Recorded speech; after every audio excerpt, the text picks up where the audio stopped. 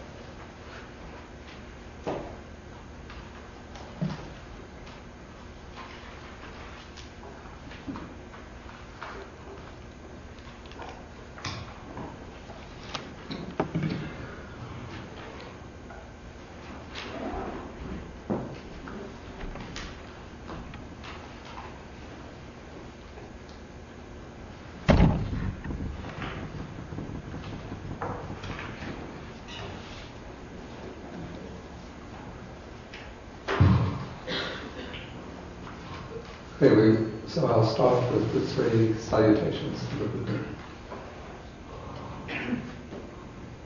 Namo tassa bhagavato arahato samma sambuddhassa.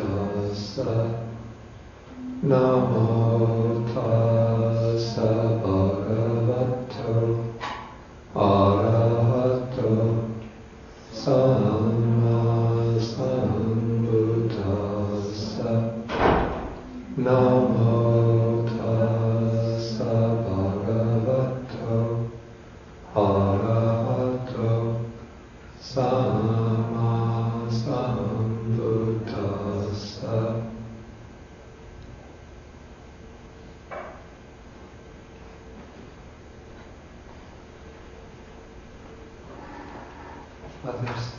Are there more enough seats?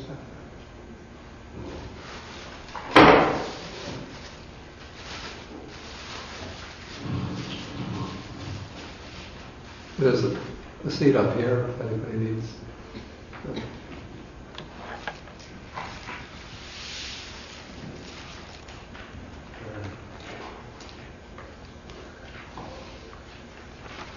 It's a little disorienting to come into a new environment, like switching over from a Windows to a Macintosh.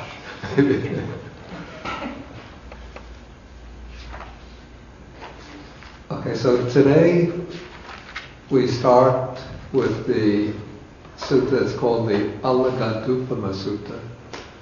This is the simile of the snake. And this is Sutta number 22 in the Majjhima Nikaya, beginning on page 224. And this sutta will reveal to us something of you might say, another side to the Buddha. Like often you think the Buddha is just a jolly guy with smiles, a smiley face, a big hug, with a lot of love and compassion for everybody. But sometimes the Buddha can be very strict, even stern, especially when his teaching is being misrepresented. And we see that would be the case in this discourse. Okay, so the sutta begins when a certain monk whose name is Ariṭṭha, he doesn't figure elsewhere in the text to my knowledge, begins to spread what is called a pernicious view, or a wrong view. Thus,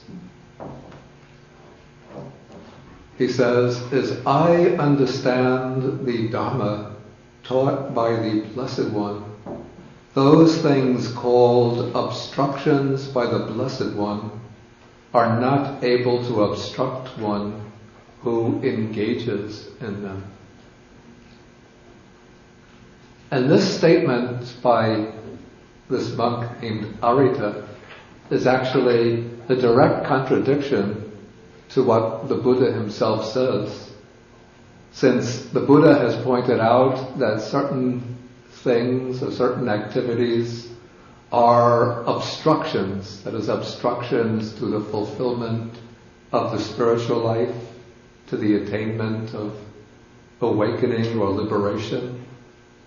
And here, Ariṭṭha is saying that these are not obstructions, that they're not able to obstruct one who engages in them.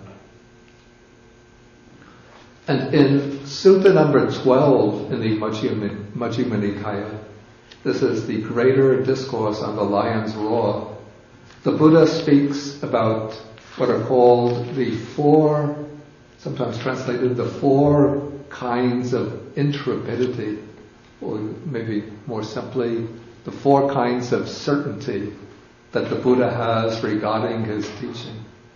For those who have the whole book, this is on page 167.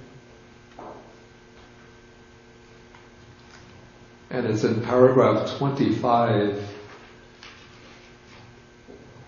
He says, I see no ground on which any recluse or Brahmin or anybody at all could accuse me thus. Those things called obstructions by you are not able to obstruct one who engages in them.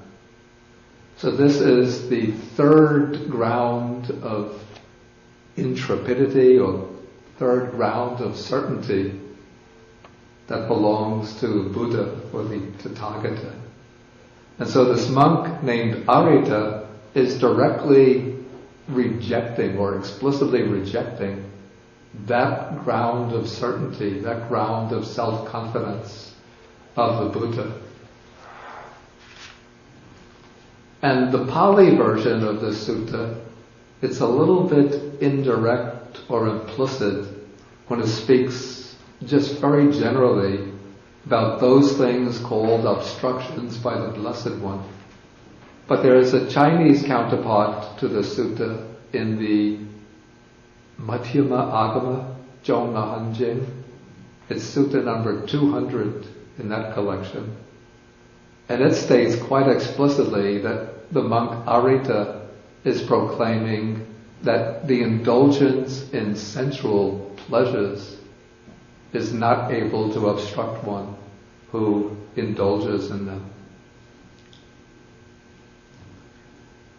Okay, so now as Ariṭṭha is going around explaining his understanding of the Dhamma, then some of the other monks hear about this, and then they call him for questioning. They ask him, is it true that such a view has arisen in you? And then Ariṭṭha answers, it is exactly so, friends. As I understand the Dhamma taught by the Blessed One, those things called obstructions by the Blessed One are not able to obstruct one who engages in them. Actually, if you were reading this text in the Pali, then when you come to paragraph 3, when the monks question Ariṭṭha, they say, friend Ariṭṭa, is it true that such a pernicious view as this has arisen in you?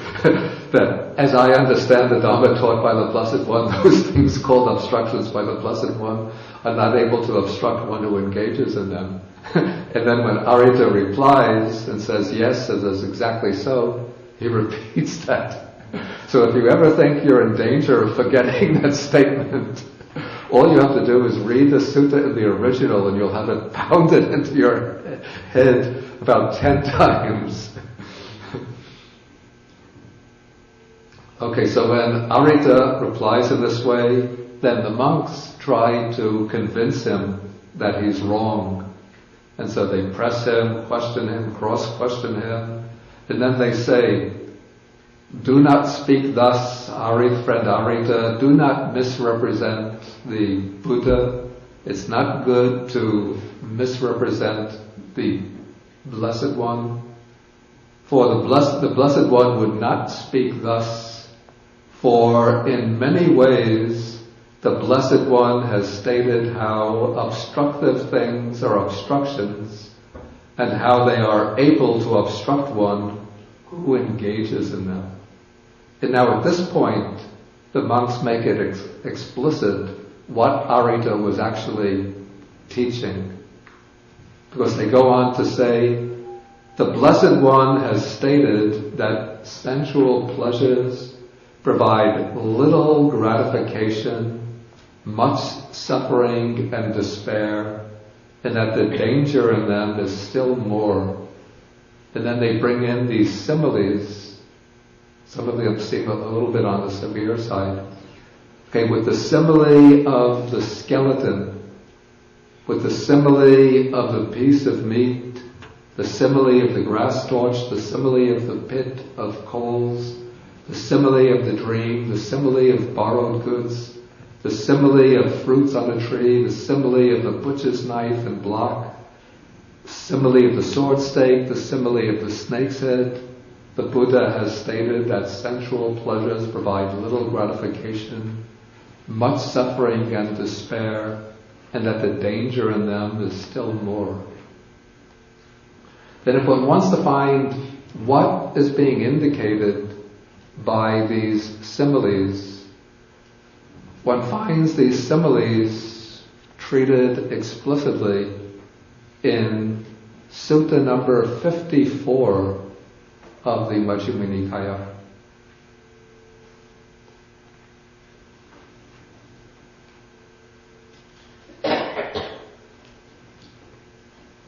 We start on page 469.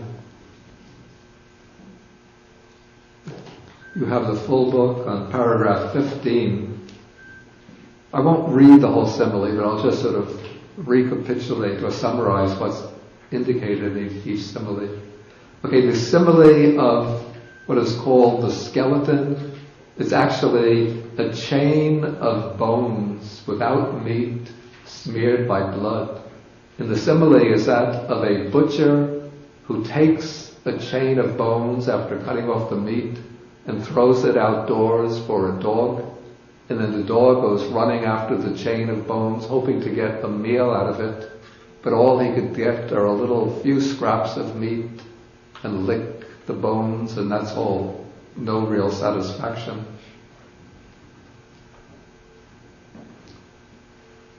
Okay, the next one is the simile of a piece of meat. Okay, this is a case where there's a piece of meat maybe lying on the street, and then a bird, like a vulture or a hawk, descends on it and picks it up and flies away. And then other birds, other hawks or other vultures come flying after him, attacking him and clawing at him and pecking at him, trying to pull that piece of meat away from him.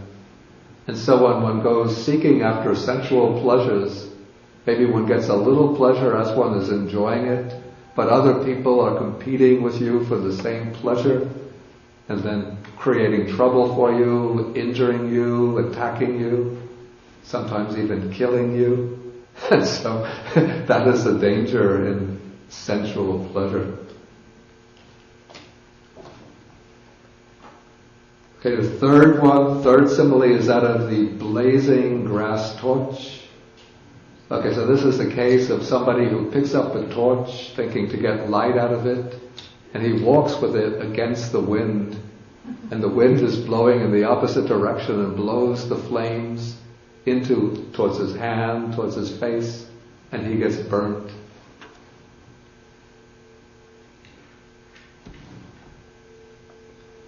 The next is the pit of burning coals. Okay, so there's a pit of burning coals without flame or smoke, and then a man comes along, a man who is intent on living, who wants to be happy, not to suffer.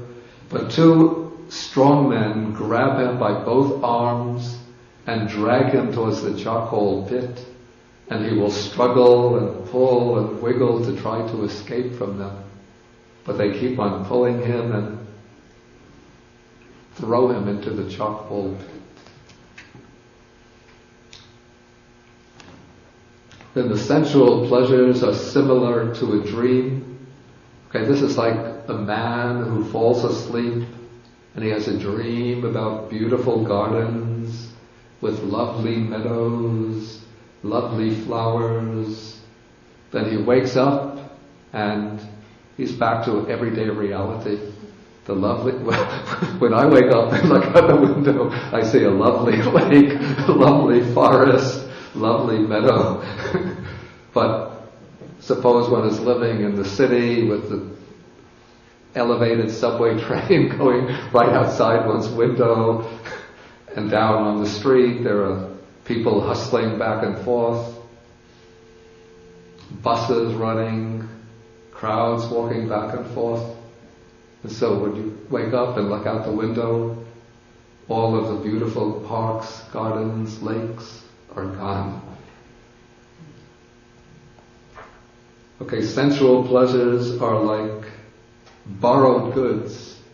Okay, this is like a simile of, to put it in modern terms, it might be like a man who goes to one of these rent-a-car services. He rents a very nice, impressive car, and he maybe goes to rent a tuxedo place and puts on a tuxedo. Or is there rented jewelry places? Yeah. They have them now. He rents the jewelry, and so he goes driving through the neighborhood, driving his rented car with the rented jewelry, rented tuxedo, a rented suit, and everybody is looking at him with admiration, some with envy. But then the rent-a-car service calls him up and says, "You have to return that car, it's overdue, and pay the fee, pay the late fee." The rented tuxedo place calls him up and says, "You have to return the tuxedo and pay the late fee." The rented jewelry place calls him and says, "You have to return the jewels and pay the fee." And so when he gets finished paying all of these fees, now he's in debt. And nobody is admiring him, nobody is envying him. They're thinking, "Oh, what a miserable person that is. Oh, how he's gotten himself into so much trouble." And then if he can't pay the debt, then the creditors come and they demand that he be put into prison. Okay, so sense pleasures are like borrowed goods. And like fruits on a tree, okay, here there's a grove or an orchard with fruit trees, and a man comes along with a bag. He wants to pluck the fruits and collect them and take them home. So he climbs up the tree with his bag, starts plucking the fruits, putting them into the bag. But while he's up high in the tree, some other men come along thinking, "We need some logs of wood in order to make fire during the winter when it gets cold. Let's choose a tree. This is a good tree. We'll cut it down." And the man is way up high in the tree, and they start cutting. And the man is yelling, hey, I'm up in the tree." And the two men say, "Did you hear something?" The other man says, "No, it must be your imagination." They go on cutting, and because of the sound of the chopping of the tree, they don't hear the man yelling down, until finally, when the tree is completely cut, it comes tumbling down, and the man who is on top of the tree collecting the fruits falls down and gets injured.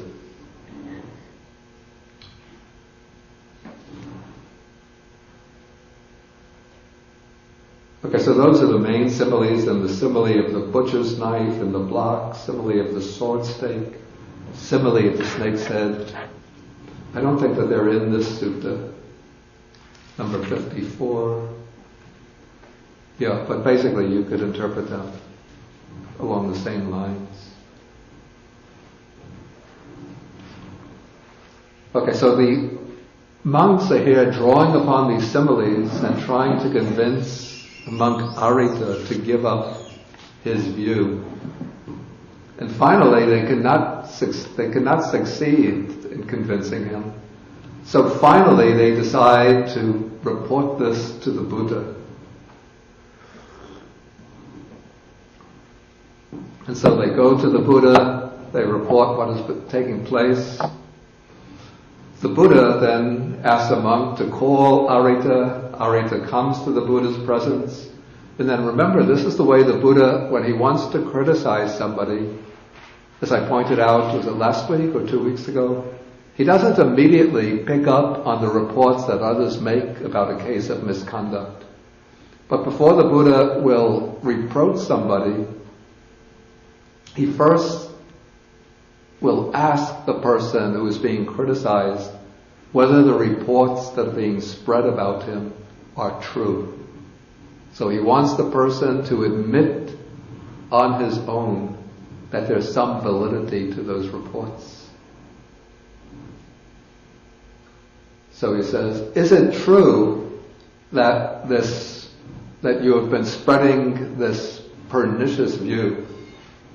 As I, again, repeats the same thing, as I understand the Dhamma taught by the Blessed One, those things that the Blessed One calls obstructions are not able to obstruct one who engages in them.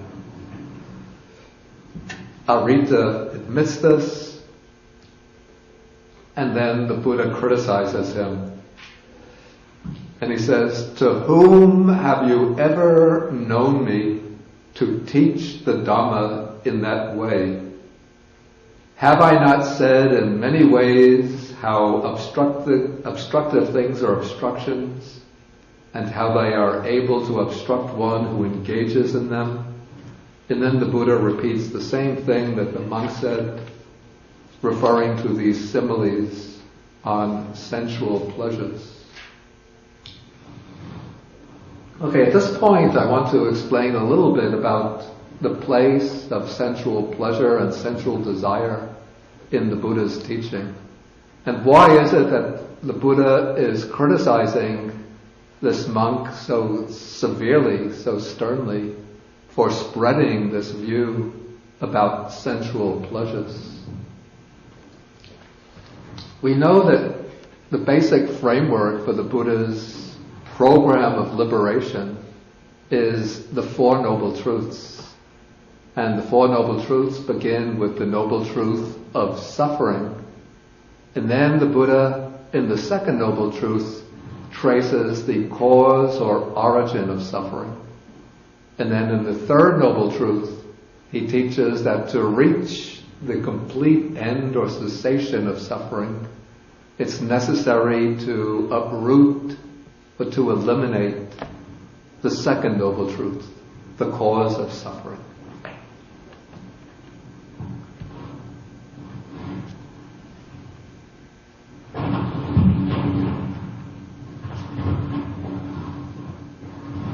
Okay, so the Second Noble Truth teaches the cause of suffering.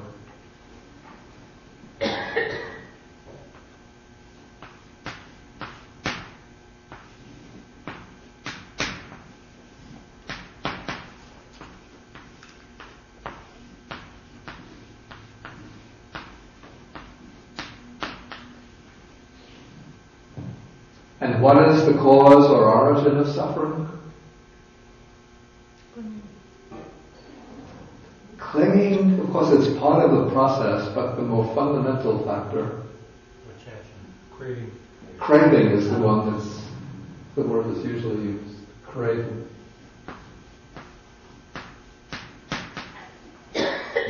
The Pali word tanha.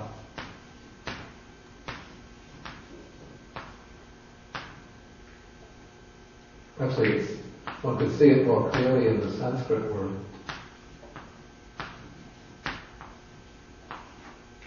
Is related to the English word thirst. So this is the thirst in the sense of a kind of blind, compulsive desire. And then the Buddha, in numbers of suttas, dissects or analyzes craving into three types. And so we have the first is kama tanha, which is the craving for sensual pleasures. The second is bhava tanha, which is the craving for becoming, for continued existence. And then there's vibhava tanha. Say this is the craving for non-existence, or for craving for annihilation. But the one that concerns us here is the craving for sensual pleasures. So this is, we could say, is probably of the three, it's the most immediate form of craving, the one which is usually functioning most actively in our minds most of the time. And so we're usually compulsively driven to try to find satisfaction through the senses, by indulging the senses in order to experience sensual enjoyment.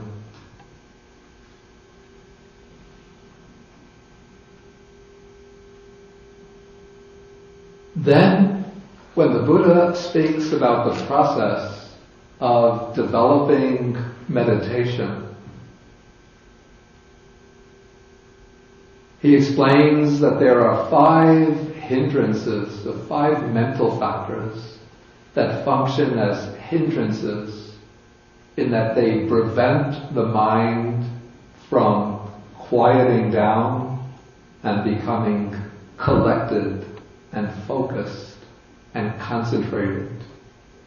In other words, there are 5 obstacles to samadhi, concentration. And these 5 factors are also said to be panya dubbala karaniya. That is, they are 5 things which weaken wisdom, 5 things which prevent wisdom from arising and growing stronger. And these 5 things are called the 5 hindrances. And the first of the 5 hindrances is what kind of hindrance? What is its name? Desire. Sensual desire. Right, sensual desire. Okay, so that is desire for sensual enjoyment. And so when one sits to meditate, one finds initially that the mind wanders, and usually often what it's wandering to are thoughts, fantasies, images of sensual pleasures. And then because of these images and fantasies, then the desire for these sensual objects floods into the mind and agitates and disturbs the mind.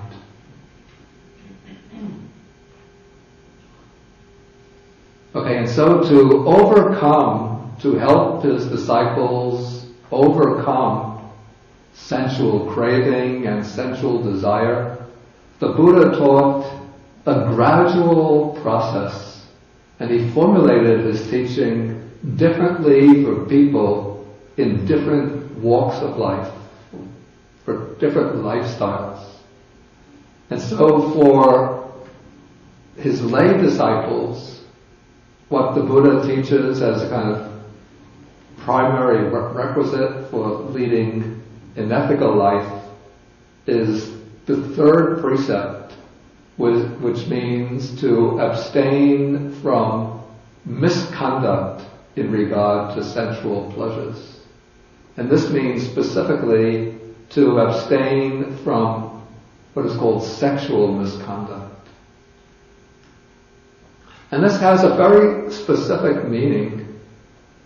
It doesn't mean, some people say, like the modern interpretation, that abstaining from sensual misconduct means that one shouldn't enjoy sense pleasures.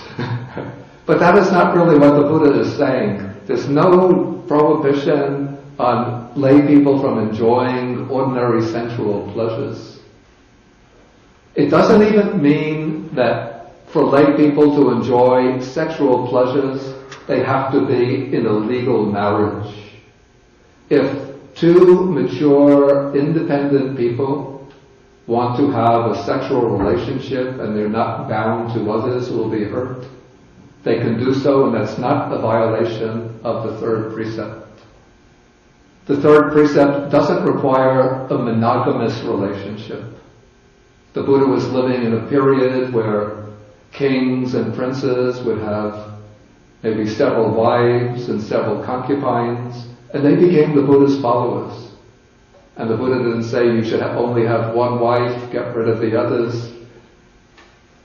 But what the third precept prohibits is having a sexual relationship that violates a commitment that one has made oneself to another person, or to have a sexual relationship with somebody who is under the protection of another, or who is in a committed relationship to another person. So that would be, I think, correspond to what we call adultery. And it would also mean having sexual relations with minors, or even with people who are over the legal age, but if they're protected, they're under the guardianship of parents, or an older brother, an older sister, then they are off bounds, so to speak. So that is the ethical precept that the Buddha has laid down for lay followers as the guidance in everyday life. But then he is sort of steering lay people towards a stronger path of renunciation by teaching on certain occasions during the month, which are called the Uposatha days. These would be, according to the lunar calendar, the full moon day and the new moon day, or the dark moon day. He commends the undertaking of 8 precepts, and in the frame of the 8 precepts, the third precept is changed from abstaining from sexual misconduct to observing celibacy. So at least for this day and night, one is abstaining from any kind of sexual involvement and adopting the lifestyle of a monastic person. Okay, but now when one decides to move from the household life into the monastic life, then one, in principle, makes a commitment to undertake the full training which is directed towards overcoming the causes of suffering, particularly to overcome craving in all of its forms. But in actual practice, that will mean overcoming the expressions of craving for sense pleasures. And then this is done explicitly by taking up the life of celibacy. And so the Buddha laid it down as a very fixed principle of his teaching, that those who go forth into the homeless life, those who take the initial ordination as well as the full ordination, have to be perfectly committed to observing celibacy. And if one breaks this principle of celibacy, then in effect one breaks one's monastic status. One loses one's monastic status. Okay, so the Buddha was very insistent on the observance of this principle. And now what this Bhikkhu Ariṭṭha was saying, in effect, is that even though it's expressed very indirectly by way of innuendos and hints in the wording of the text, but what he's really saying is,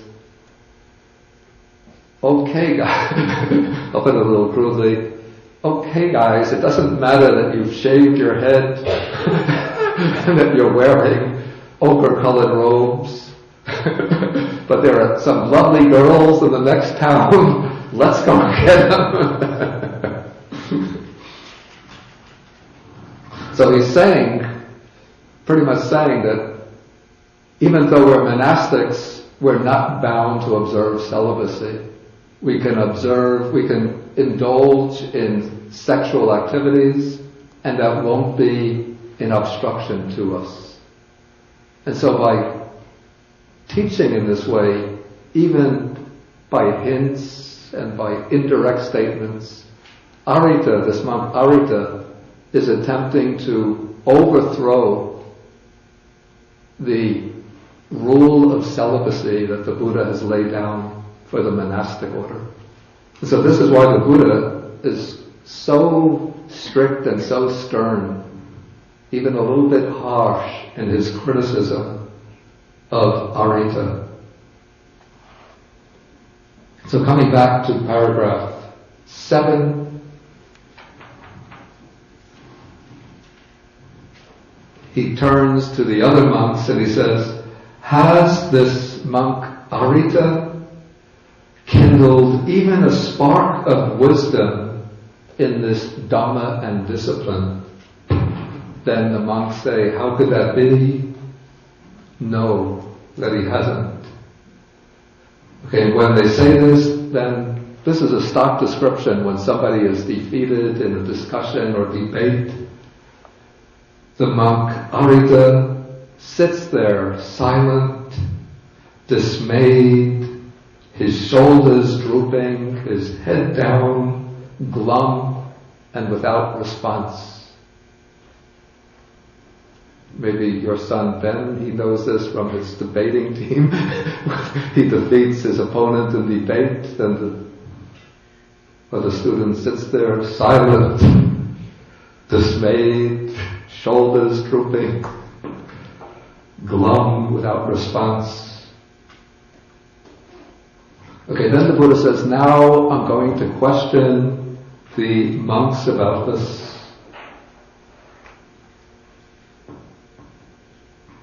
Okay, so then the Buddha asks the monks whether they understand the Dhamma the way Ariṭṭha has taught it. And the monks say, again this gets repetitive, no, Venerable Sir, for in many ways the Blessed One has stated how obstructive things are obstructions, and so forth. Then the Buddha says, good monks, it's good that you understand the Dhamma taught by me thus. He repeats everything. And then he makes a very interesting statement in paragraph 9. He says that one can engage in sensual pleasures without sensual desires, without perceptions of sensual desire, without thoughts of sensual desire. That is impossible. It seems that what Ariṭṭha might have been saying is that it's possible for us, being monks, we can go out and engage in sensual pleasures, which again this really means engage in sexual relations, without being defiled, hindered, and obstructed by sensual thoughts, by perceptions, that is perceptions that grasp upon these sensually enticing aspects of form, sound, sense, and so on, and without thoughts of sensual desire. So in other words, Ariṭṭha seems to be recognizing that perceptions of sensual desire, thoughts of sensual desire, the desires themselves, those are hindrances, those are obstructions. But it's possible to engage in the activity without being hindered by them. Now in the case of food, say eating, there are like two main activities that bring sensual pleasure. One is sexual activity, the other is eating or food. But everybody, at least to my knowledge, has to eat in order to survive. They say that there are some people who are able to live just on air. By breathing the air, they can get all the nutrition they need from the air. I haven't met one yet. And if I were to meet one, I would want to take a little look behind inside the cave where he's living to see whether he has a stash of bananas there.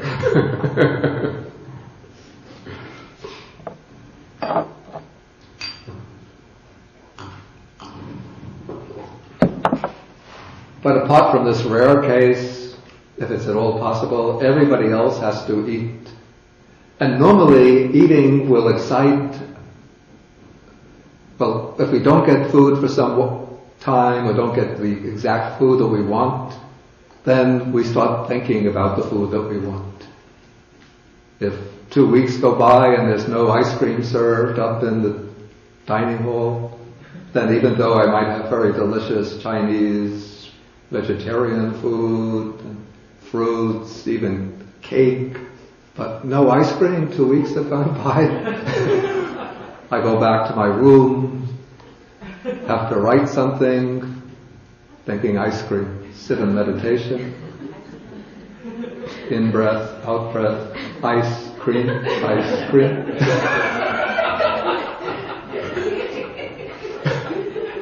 But if I reflect, then thoughts about ice cream, thoughts about exciting and delicious food vanish.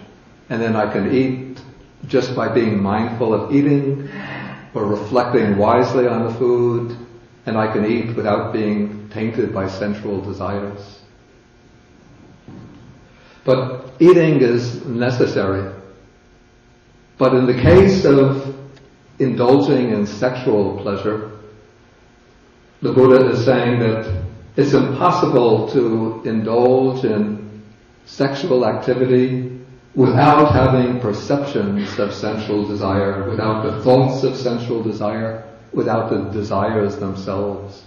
And those desires are some aspect of kama tanha, the craving for sensual pleasure. Okay, maybe at this point I'll pause and I'll ask whether there are any questions. So please feel, let me just get my glasses. Okay. Nina? Rena? Nina? Nina, okay. I didn't quite understand how monogamy was not prohibited because... How monogamy was not... Prohibited, because if there were people that had several wives, yeah. The Buddha didn't think that was okay? I mean, is that what you're saying? Yeah. You see, the third precept is not an injunction that one has to strictly observe monogamy. Because in the Buddha's time, it was customary for, kings would have several wives, several concubines, maybe princes, members of royalty. Probably the Buddha himself before his renunciation, though the text usually speaks about him becoming married to his wife Yasodhara, but it said that he lived in 3 palaces, one for each season of the year, and in the palaces he was surrounded by dancing girls, dancing musicians, female musicians. And so I assume that these dancing girls and female musicians, some of them were his concubines. And so monogamy, he didn't make monogamy a requirement, but what is prohibited by the third precept is having sexual relations with somebody in a way that violates either a commitment that you yourself have just made to another person, or a commitment or an obligation that the other person, the partner, has to somebody else.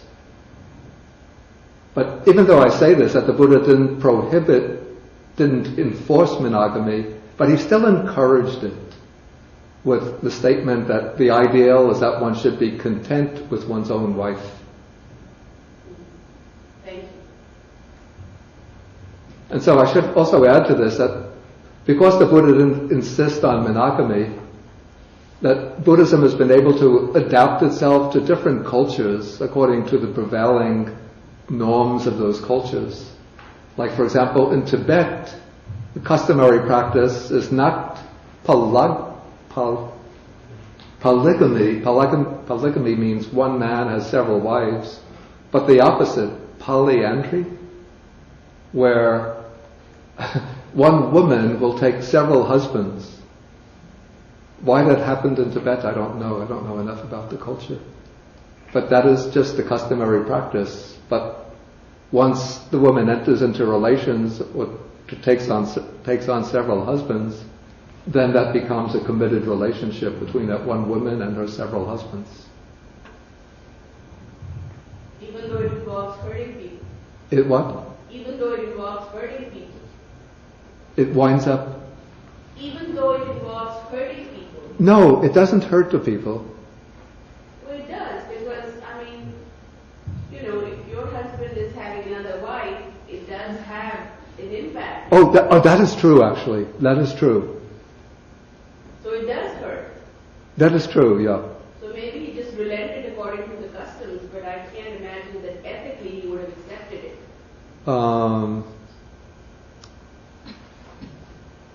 I'll have to give some thought to that. But I'm just explaining what the third precept actually prohibits. Thank you. I wouldn't have a comment on that. I think in a culture where it's the norm, Yeah. it would be less hurtful. Yeah, in itself it would be less hurtful, but there was often a tense relationship in, say, in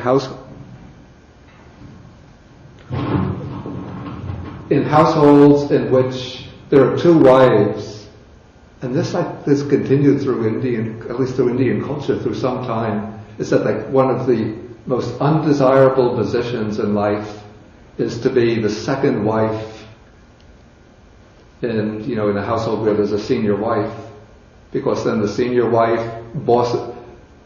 This is the reason it becomes hurtful. It's not because of the relation between the women and the husband, but really, there's no joke in this, but because the senior wife bosses around the junior wife and makes her do the housework and maybe do the cooking and do the laundry, while the senior wife just enjoys the privileges of her superior position. My question is a little more linguistic. Is there a translation issue, and what comes across as an absurdity in this, that an obstruction doesn't obstruct? Are there different words being used in the original? It's actually basically the same word. Okay. Yeah. So it seems like a contradiction. What Ariṭṭha is saying is a contradiction, which is what makes me suspect that he was probably really saying something different, something more explicit, but the way it got phrased or formulated in the text, it was formulated in this way. I don't know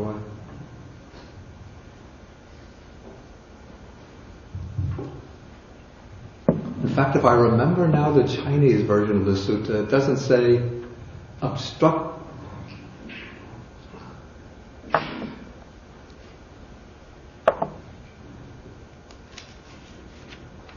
It doesn't say that this monk Ariṭṭha is claiming that obstructive things called obstructions by the Blessed One, are not able to obstruct one who engages in them. But it puts the point more explicitly. It says sensual desires are not able to obstruct one who indulges in them. What's the significance of Ariṭṭha formally being of the culture of others? I have to say, I don't like this because I would assume that in the Indian culture of that period, the clan of the vulture killers was almost certainly regarded as a low clan. I don't know why they're killing vultures, but it would seem to be a low clan, perhaps even one of the what would now be called the outcast clans. And so it's almost be sort of saying that implicitly that this person who is promulgating this bad view, this wrong view, comes from one of the outcast clans, almost with the hint that we shouldn't be ordaining these outcast people as Buddhist monks because they're not able to understand the teaching correctly and they promulgate wrong views. Even though the Buddha himself, in other suttas, had said that when anybody goes forth into the homeless life, they give up their name and clan and their caste, and they all just merge together, just like the rivers of the ocean. That's just like the rivers merge when they reach the ocean.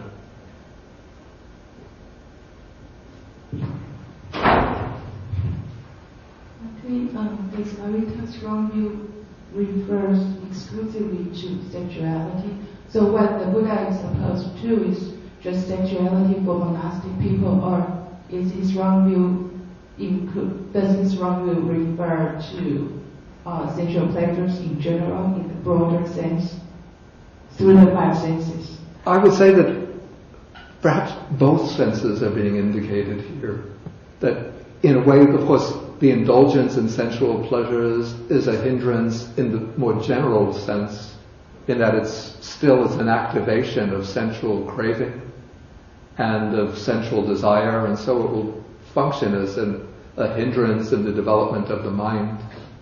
But I think the reason why it causes such a rustling of robes in the Sangha is that he seems to be saying that it's okay for the Buddhist monks to indulge in sexual activities. In fact, the way the commentary, which is not always to be trusted, but anyway, the way the commentary tries to formulate what is the reasoning that led Ariṭṭha to this conclusion. And what the commentary says is that Ariṭṭha had observed that there were lay people, lay disciples of the Buddha, who achieved the stages of stream enterer and once returner, and they were still able to enjoy sensual pleasures, to engage in sexual activities. And so then Ariṭṭha reflected, well, if lay people could achieve the paths and fruits, the first two stages of awakening, without having to observe celibacy, why shouldn't we as monks be able to do the same thing?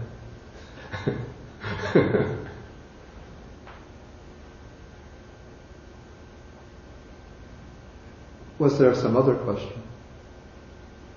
Okay, let's take from the back.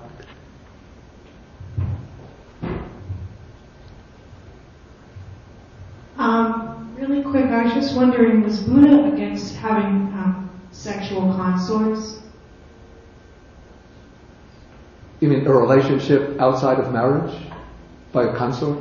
Yes, like in tantric practices. Oh, I see. You mean in tantric, in the early teachings, I don't think one would find any way to approve of the practice of having consorts for doing a kind of sexual, spiritual practice. This is something that developed later in the history of Indian Buddhism.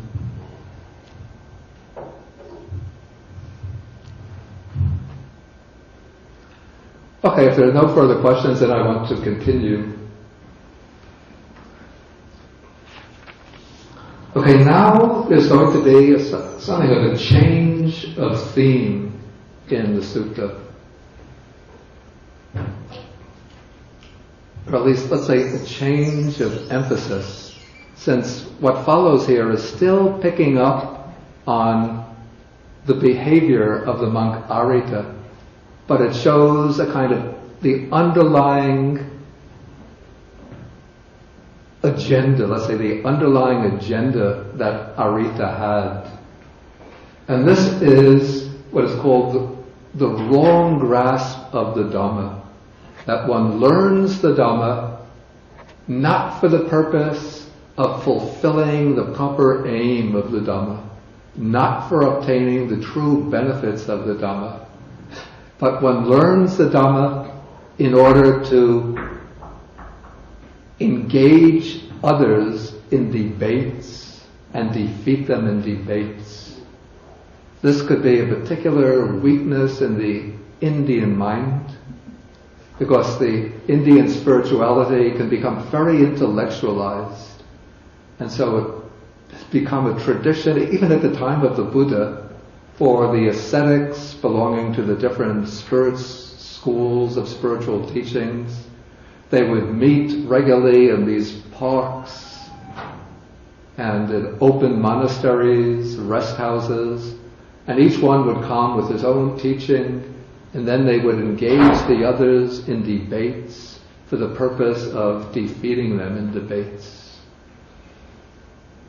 But now this must have also been taking place within the community of the Buddhists themselves, that the Buddha found that people were learning the teachings and then sometimes becoming very learned in the teaching, knowing many different texts, different positions, and then not putting the teaching into practice, but instead using these teachings to come up sometimes with what seemed like eccentric or odd hypotheses or theses of their own, and then trying to draw on discourses of the Buddha, selective quotations, taking statements out of context, then using them to argue in favor of their position.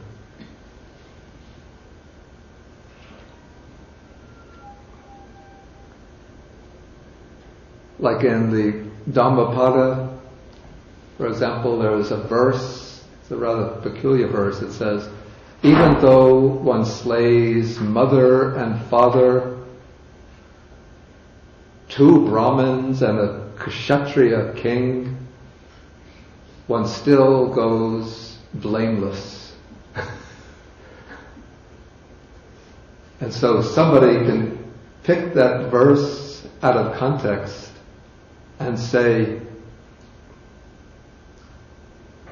look, the Buddha is encouraging matricide, parricide, the killing of religious, of priests, the killing of kings.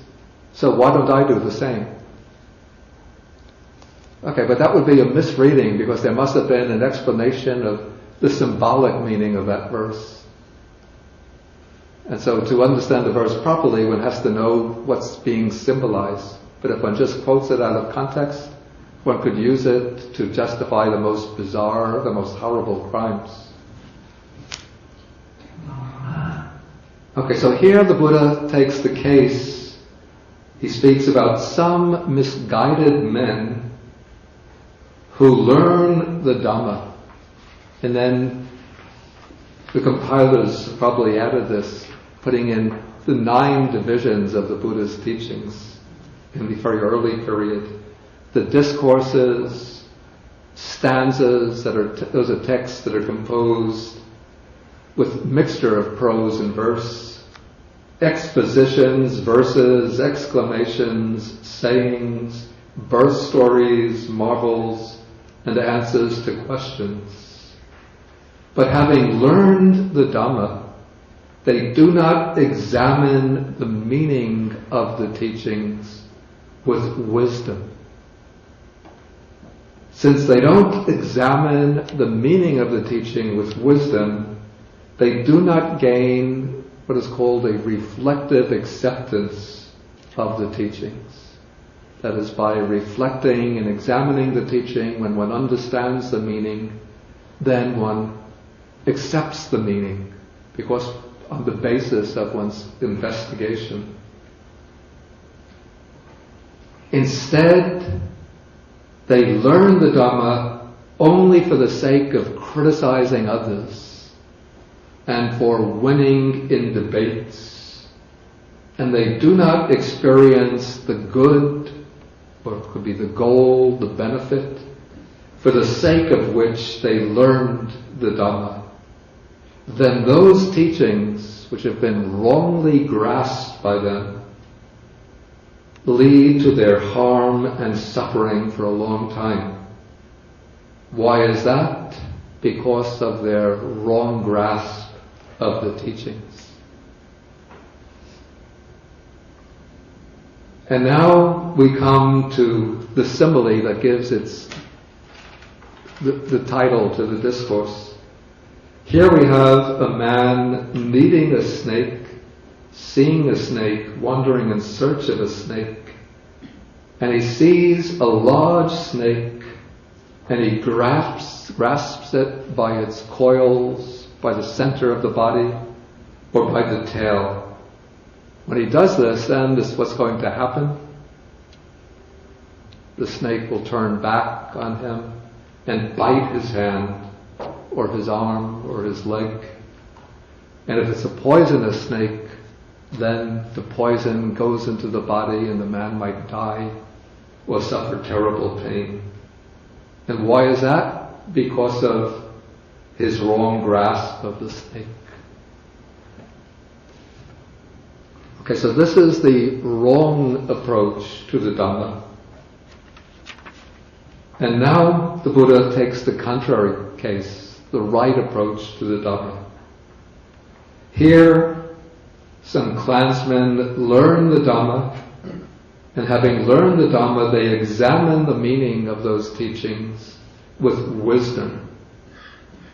Then, having examined the meaning with wisdom, they gain a reflective acceptance of them. They do not learn the Dhamma for the sake of criticizing others and for winning in debates, and they experience the good, the benefit, the goal, for the sake of which they learned the Dhamma. Those teachings, being rightly grasped by them, lead to their welfare and happiness for a long time. And why is that? Because of the right grasp of those teachings. And then comes the positive version of the simile. We have the man who needs the snake. He sees the large snake. And then he doesn't just grasp it at the middle of the body with his hand, but he uses a cleft stick. It's a stick with two little branches like this, so he could put the branches over the neck so the snake can't turn its body around. And then having done so, he grasps it rightly by the neck. Again, I wouldn't want to do this myself. I don't trust my ability to grab a snake. But I used to, in my early years in Sri Lanka, there was one monk, elderly Sri Lankan monk. He was the chief monk of the place called the Island Hermitage. And he was very famous for catching snakes that would get onto the island and put them in a bag. And he knew all of the skills necessary in catching snakes. And so he became almost a legendary figure for his ability to catch any kind of snake. So you use the cleft stick to press the head down, grab it correctly by the neck. And then even though the snake might wrap its coils around the hand or the arm, but the snake is not able to turn the head around and bite. And so in this way the man can catch the snake, take it away, and do what he wants with it. And why is that? Because of the right grasp of the snake. And so this is like those clansmen who learn the Dhamma, examine the meaning, gain the reflective acceptance of it, and then practice to realize the goal of the Dhamma.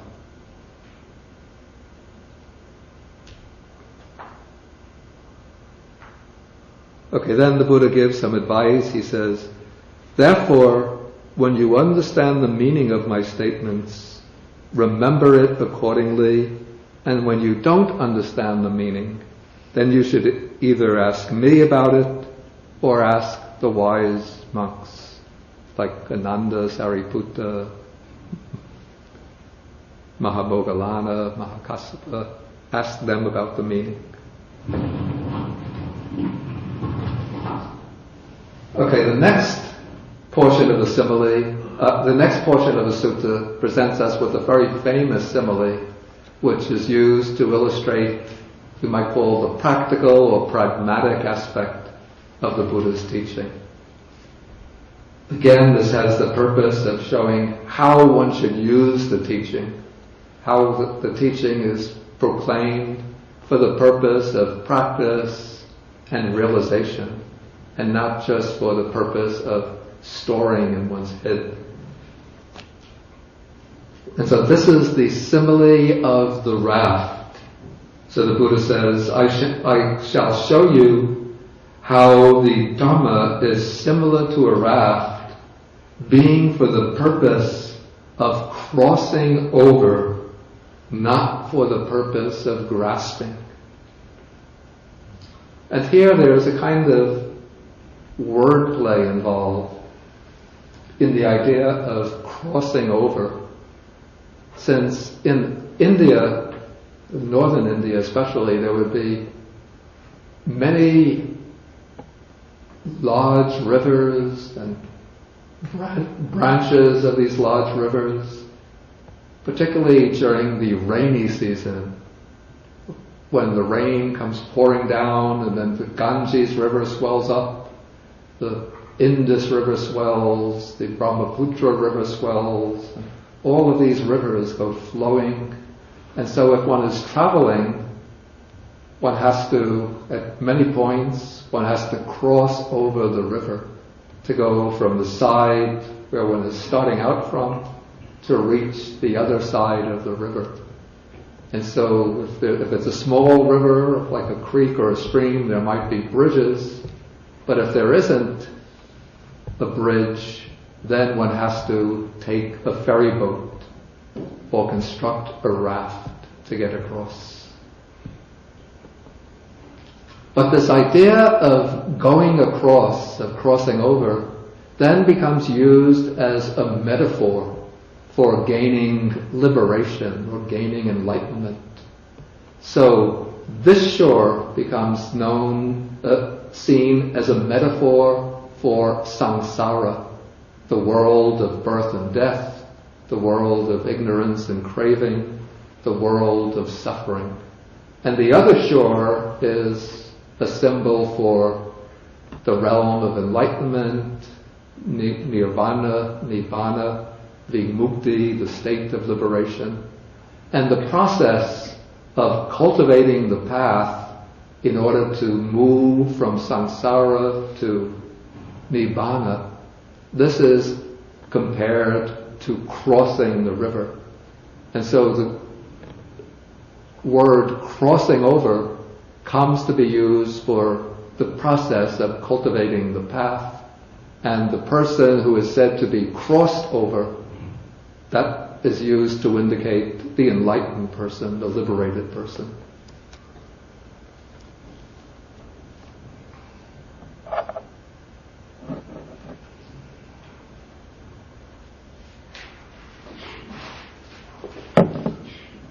And so the Buddha develops this simile. He says, suppose there's a man undertaking a journey.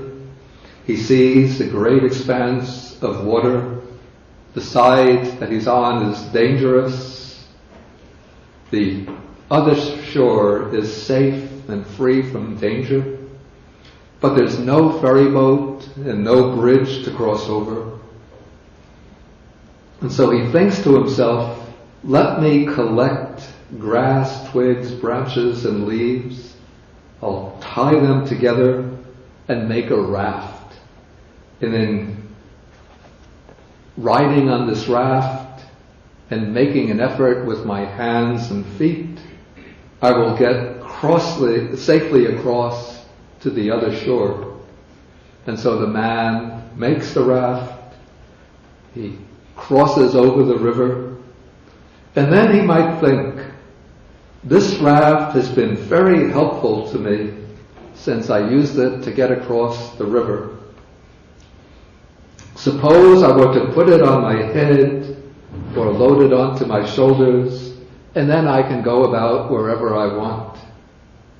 So now the Buddha says, is this man doing what should be done with the raft? Is he using the raft wisely? And then the monks say, no, Venerable Sir. Then the Buddha says, what would that man do if he is wise? What would he do with the raft once he gets to the far shore? Then the monks reply, when that man got across, then he might think, this raft has been very helpful to me. Suppose I were to haul it up onto dry land, or let it float away in the water, and then I can go wherever I want. In that case, the man would be doing what should be done with the raft. And so the Buddha says, I have shown you how the Dhamma is similar to a raft. It is to be used for the purpose of crossing over, not for the purpose of grasping. Now, similes can sometimes be a little misleading, and I think that can be the case with this simile too, because in this simile, it's the man who goes across the river and gets on the other shore, who puts the raft on his head or shoulder and then carries it around wherever he goes. But if we apply the simile, the person who reaches the other shore is the Buddha or the Arhats. Those are the ones who are enlightened, who have used the Dhamma for its proper purpose. And they will certainly understand what the Dhamma is to be used for. And so there's no chance at all that they'll just carry the Dhamma around in their head without using it for its purpose, since they've already used it for its proper purpose. But those who put the Dhamma on their head or on their shoulders and just carry it around will be the people who are still very much on this shore.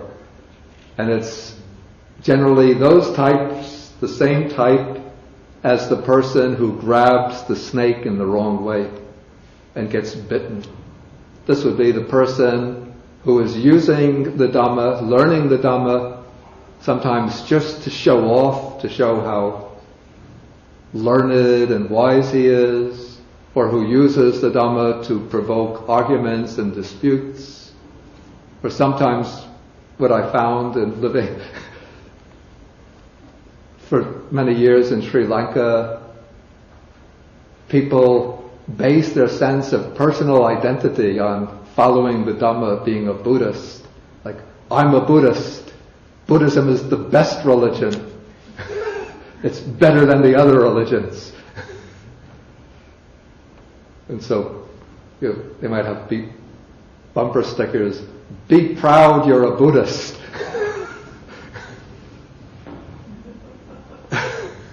Then you ask them, what kind of practice are you doing? You say, practice? We have to wait till the time of Maitreya Buddha to start the practice, right? For now, we just do the devotion. Or I compare it, it's like a man who he gets ill, and he goes to see his doctor, and the doctor writes the prescription for him, and the man takes the prescription home. He has a nice altar. He puts the prescription on the altar, and then 3 times in the morning he bows down to the prescription. 3 times in the evening he bows down to the prescription. He offers incense and flowers and fruits to the prescription. But he doesn't think, use the prescription to go to the pharmacy and get some medicine? Is that what one is supposed to use the prescription for?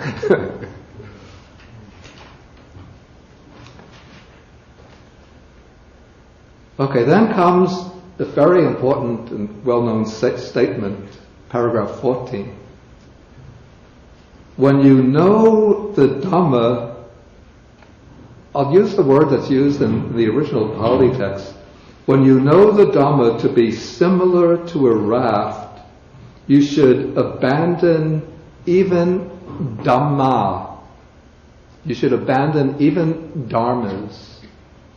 How much more then should you abandon adhammas, non-dharmas?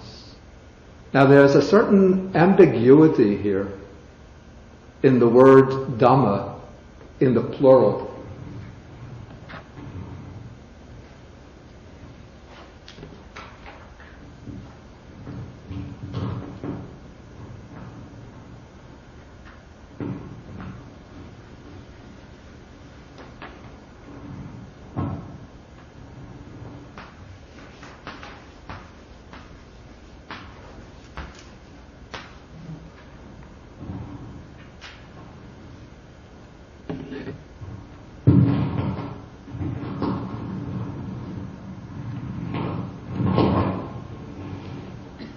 The ambiguity comes from the fact that the word Dhamma has several meanings in the text. Sometimes it's used to mean mental qualities, particularly virtuous mental qualities or wholesome mental qualities. And sometimes it's used to mean teachings. And sometimes it's used to mean phenomena, existing entities in general. And so there's some ambiguity in the original. How exactly should we understand this statement? And this is a problem in being a translator. One has to make choices. The only way to escape making choices is to use the original, but then it becomes puzzling to the reader, especially a word like Dhamma in the plural. And so the way the commentary explains it, the commentary takes it in the sense of qualities. And it says that you should abandon, the commentary says what is meant by the qualities here are samatha and vipassana, that is tranquility and insight. And so you use tranquility and insight to cross over, to reach the other shore of liberation. And then once you reach the other shore, of course you go on practicing tranquility and insight, but you don't have to hold to them tightly anymore. Like, you don't have any attachment to them. And as you are using tranquility and insight, cultivating them in order to cross to the other shore, you shouldn't be attached to them, but just use them as pragmatic devices, as parts of the path. Or we could say is, use them as a ladder to climb to the roof. Don't cling to the ladder.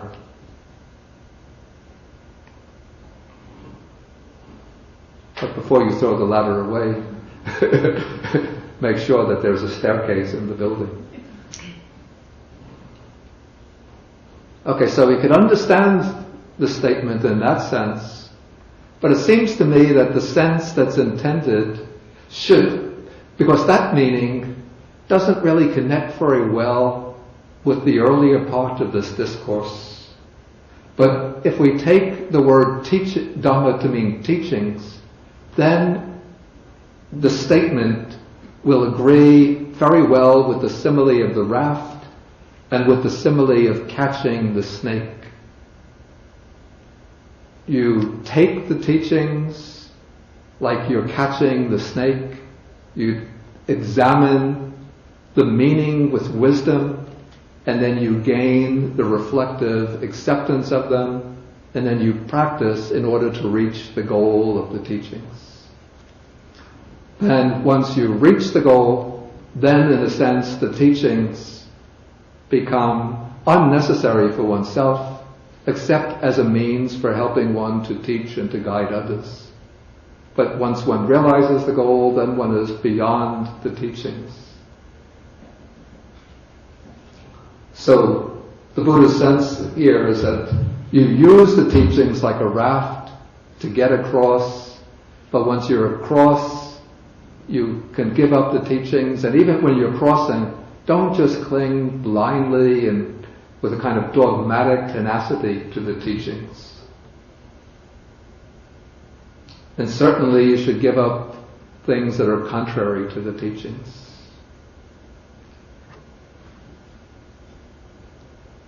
And this statement also comes to be used, or sort of referred to, in the famous Diamond Sutra, the Vajracchedika Sutta, where, you see, in the time of the Vajracchedika, or Diamond Sutra, it was probably composed at a time, a period when the Abhidharma was beginning to flourish.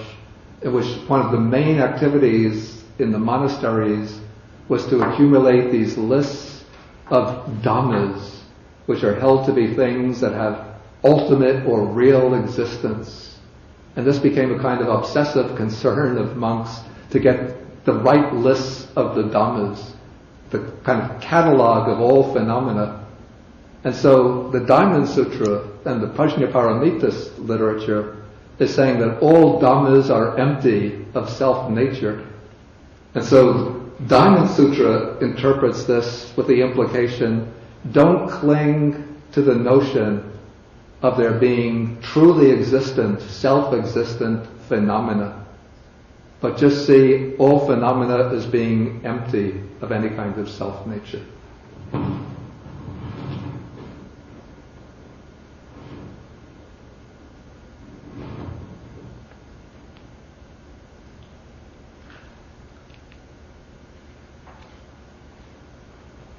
Okay, I think I'll stop here and then ask whether there was any questions. Okay. Go away.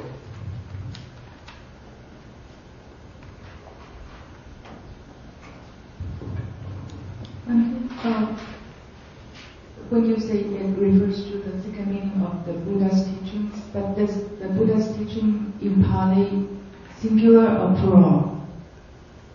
Yeah, okay, this is an interesting point. Usually it's set forth as a singular Dhamma, but here the plural is used, it's Dhamma, which occasionally one could have it used in the plural. In fact, sometimes in a single paragraph there will be the transition from the plural to the singular. It's rare. Excuse me? It's rare. I wouldn't say that it's rare. One finds both senses used, or both forms used.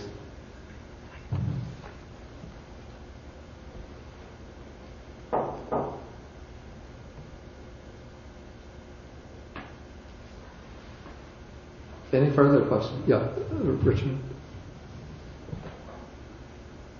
The use of the word Dhamma with the capital D. Yeah.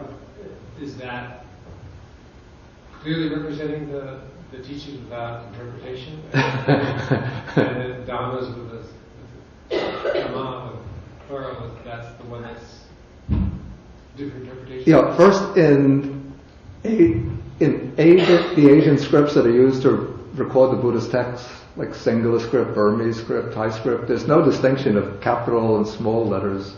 So that's the choice that an English translator uses. But where we have the singular, I think this is my convention, the singular where it definitely and clearly refers to the Buddhist teaching, then I use the capital D. Especially when we have something like the Dhamma is similar to the raft, there it's a singular. Or if we have the expression, they learn that these misguided men learn the Dhamma, and then it enumerates different types of the teachings of the Buddha, then it clearly is referring to the Buddha's teaching.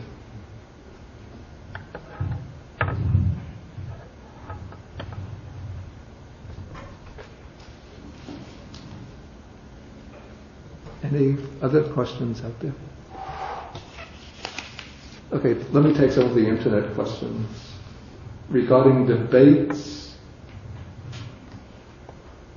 when interfaith groups get together for discussions, should a Buddhist maintain that there is no such thing as a creator God? Okay, I think when interfaith groups get together, of course Buddhists have to explain the Buddhist understanding, the Buddhist positions, but for there to be friendly and cordial relationships, I would say that the Buddhist doesn't maintain this or present it as a dogmatic position intended to vanquish the followers of other religions or to humiliate them or to... He doesn't present this position in a confrontational stance, but just says, according to Buddhism, we don't teach that there is a creator God, but we say that this manifest universe is without any discoverable beginning, but still things are regulated by a kind of immanent law of cause and effect, and that there is a moral law which governs our ethical actions in that way. So I think one should try to to hold discussions in a friendly spirit aimed at mutual understanding, not in a kind of confrontational, antagonistic way.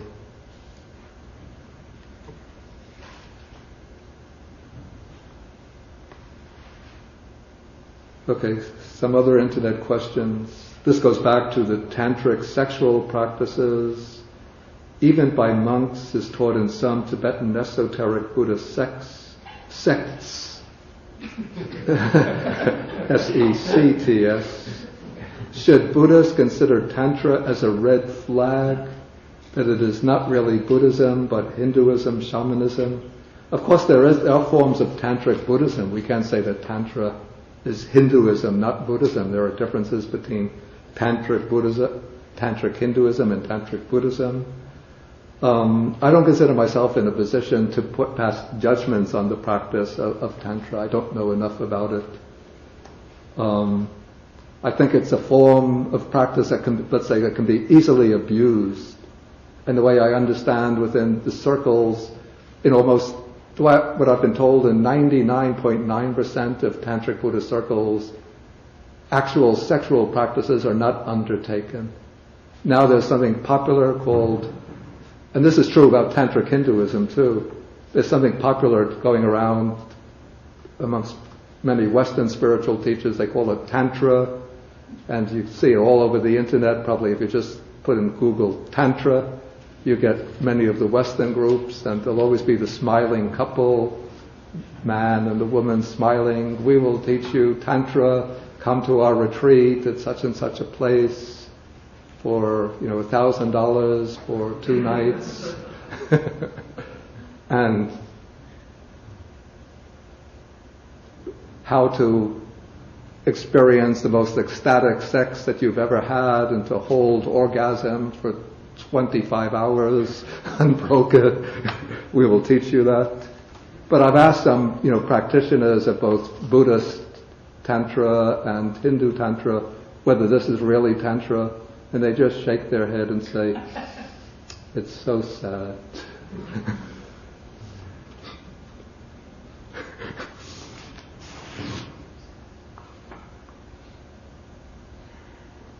I remember a few years ago, the year 2000, I had gone to Hamburg in Germany to give a lecture, and there was like a kind of spiritual magazine that came out, that gives a report on what's going on in town, on the spiritual scene. On one side of the page, a lecture by Theravada Buddhist monk Bhikkhu Bodhi. Maybe if they should have put underneath Buddhist meditations on death and the 32 parts of the body. On the other side of the other page, facing page, the smiling couple, Gottlieb and Gertrude, lecture on Tantra. Same evening, same time, different places. What should I go to? What will be more exciting, more fun? Okay. Is there a sutta where the Buddha scolds a widower, I think, for having sex with someone's wife, but said that if he cannot control his urges, he should visit a prostitute? I don't recall a sutta like that. Does anybody know?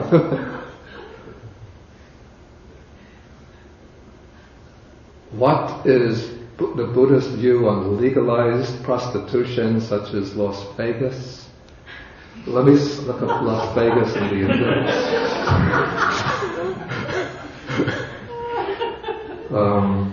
I guess it would be under proper names.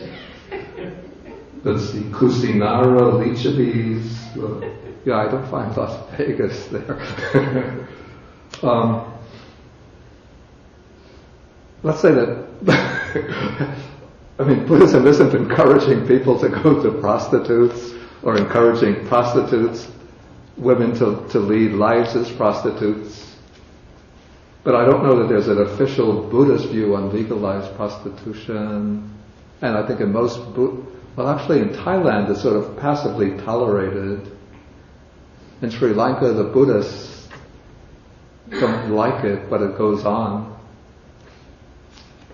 I don't know, one could just work out one's own views. I won't present my own personal view about it. Okay, I think we'll stop now, and we could come back, we could go up for lunch. For those people who want to come back for the discussion, because still it's not yet officially open to the public. And then we could just have a little more discussion after lunch, back here, about 12:15 or so. Okay, so we'll end with the sharing of the merits. I'll recite the verses for sharing the merits.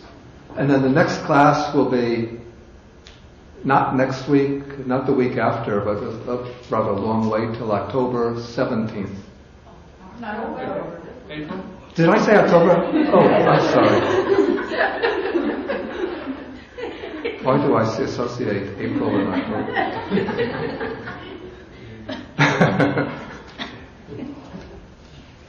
Strange. Okay. April 17th. April 17th. And we will continue and try to finish this sutta on that day.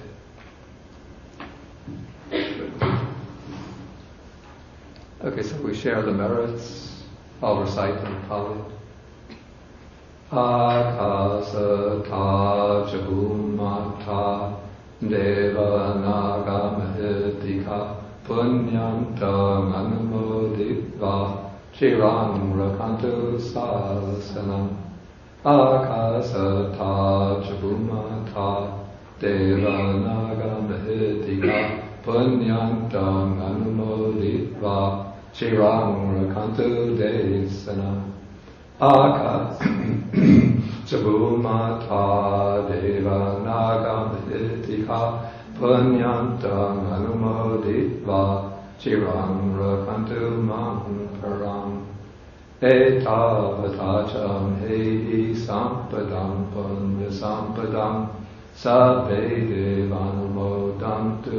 Do it the short way.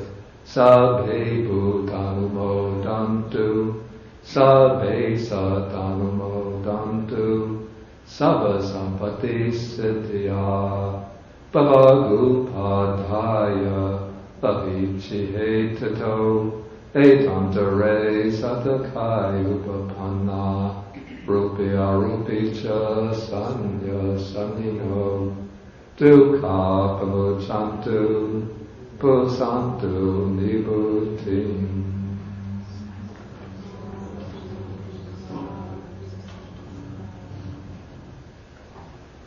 You can write it.